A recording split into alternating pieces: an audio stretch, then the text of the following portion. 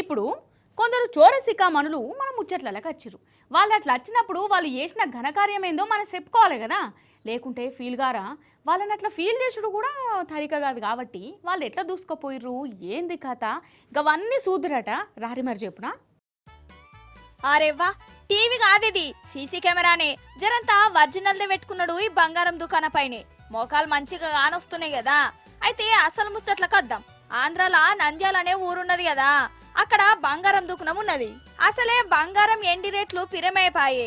జనాలు కొందామంటేనే వెనక ముందైతుర్రు. అసంటి టైంలా ఇగో గీ ఇద్దరు అక్కలచ్చిర్రు నగలు కొందామని. ఇక దుకాణం సెటు ఖుషి ఖుషి అయిపోయిండు. వాళ్లకు నగల్ని చూయిస్తుండు. పట్టగొలుసులు కావాలన్నట, పట్టగొలుసులు.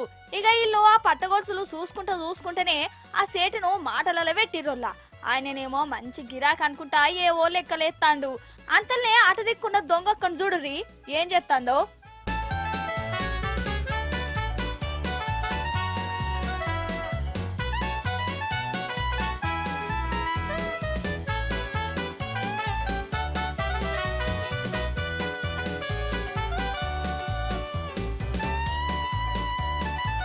ఆగు, చూసినవా?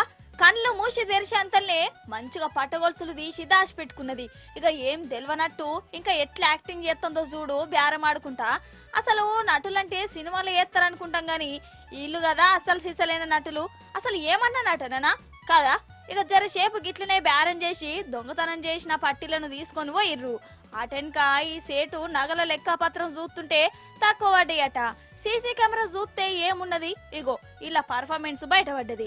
గిట్ల తయారైరేందల్లా అసలు ఎవరిని నమ్మల్లో, ఎవరిని నమ్మొద్దో, ఎవరు దొంగలో, ఎవరు మంచోల్లో ఏం అర్థం కాకుండానే ఉన్నది కదా.